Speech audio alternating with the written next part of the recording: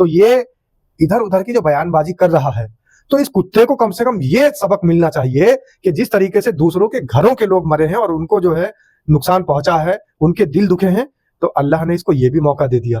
नमस्कार, स्वागत है आपका। मेरा नाम है विपिन बेबाक, मेरे साथ मेरे सहयोगी सादाब रिजवी।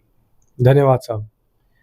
22 अप्रैल 2025 को पहलगांव में माताओं बहनों के सिंदूर को उजाड़ने वालों को भारतीय सेना ने मिसाइल अटैक में स्वाहा कर दिया है। ऑपरेशन सिंदूर के तहत सेना ने पाकिस्तान और पीओके के भीतर घुसकर लश्कर तैयबा, जैश ए मोहम्मद और हिजबुल मुजाहिदीन के आतंकी अड्डों को मिट्टी में मिला दिया है। इस हमले में मोस्ट वांटेड आतंकी मसूद अजहर के परिवार समेत कई आतंकवादियों को मौत के घाट उतार दिया गया है। मुजफ्फराबाद, कोटली, बहावलपुर, रावलकोट, चक स्वारी, भीमवेर, नीलम घाटी, झेलम और चकवाल ये वो ठिकाने थे जहां पर भारतीय सेना ने आतंकवादियों को निशाना बनाया।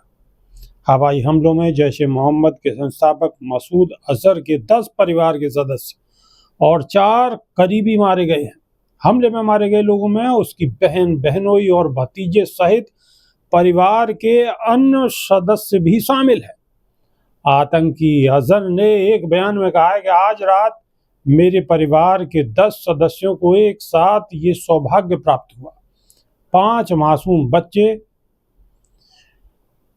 जन्नतुल फिरदौस के फूल बन गए। मेरी जान से भी प्यारी मेरी बड़ी बहन साहिबा, उनके पति, मेरे भतीजे अलीम फाजिल और उनकी पत्नी और मेरी प्यारी भतीजी आलम फाजिला, हमारे भतीजे और उनकी पत्नी अल्लाह को प्यारे हो गए।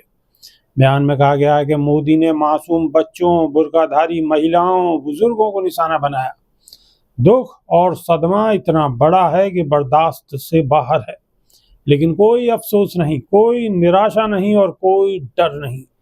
बार बार मन में आता है कि मुझे भी इन 14 लोगों में शामिल होना चाहिए था, लेकिन अल्लाह ने मिलने का समय तय है और यह पहले या बाद में नहीं हो सकता। मसूद अजहर ने आगे कहा है कि हमारे घर में कुल 4 बच्चे थे जिनकी उम्र 7 साल से 3 साल के बीच थी।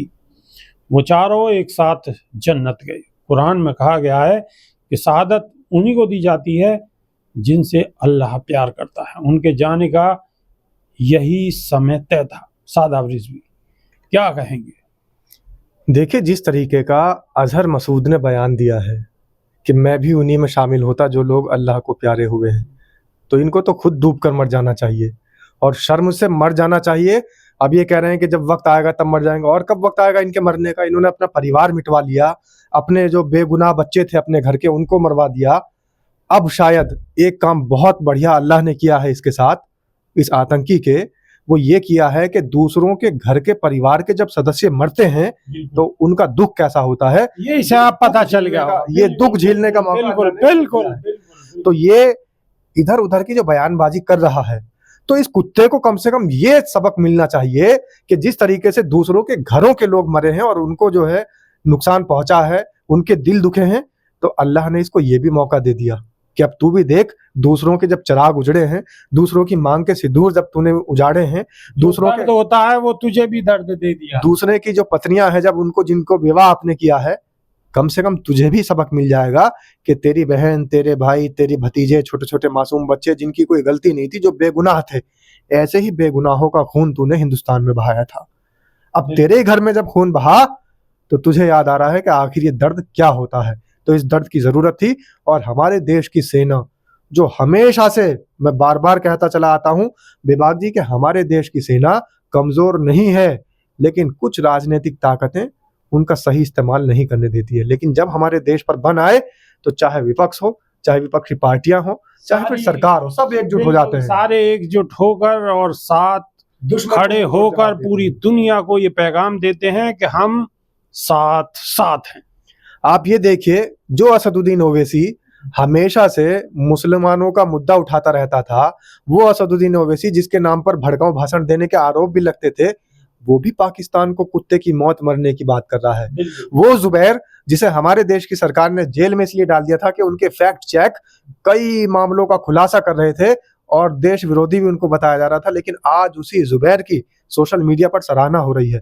क्यों? क्योंकि उसने पाकिस्तान द्वारा जो गलतियां, जो गलत खबरें, अफवाहें फैलाई जा रही है, झूठी खबरें दिखाई जा रही हैं, उनका फैक्ट चेक करके पोस्टमार्टम कर दिया पाकिस्तान की खबरों का। तो आज वो जुबैर वो भी तारीफ के काबिल है। जुबैर भी तारीफ के काबिल है। और सबसे मजे की और अच्छी बात कि जो लड़ाकू विमान भारत से पाकिस्तान गए थे उन्हें चलाने वाले भी मुस्लिम थे। हिलाल अहमद, राफेल उड़ाने का सबसे बढ़िया मौका मिला हिलाल अहमद को। हिलाल अहमद अपने बाप के इकलौते बेटे हैं, 3 बहनें हैं जो उनकी और पुत्री हैं उनके बाप की, 3 बहनें हैं, 3 बहनों के सगे एक अकेले इकलौते भाई हैं। हिलाल अहमद ने जाकर पाकिस्तान के अंदर इस देश को, इस पूरी दुनिया को ये बता दिया कि हम वतन परस्त थे, हम वतन परस्त हैं और वतन परस्त रहेंगे। वतन परस्त थे, हैं और रहेंगे। अब मेरे ख्याल से किसी को सबूत मांगने की आवश्यकता ही नहीं है। आपकी इस विषय पर क्या राय है कमेंट के माध्यम से अवश्य रखें, हमें बेसब्री से इंतजार है। अभी के लिए सिर्फ इतना ही, नई वीडियो में फिर रूबरू होंगे। बहुत बहुत शुक्रिया, धन्यवाद, नमस्कार। धन्यवाद साहब।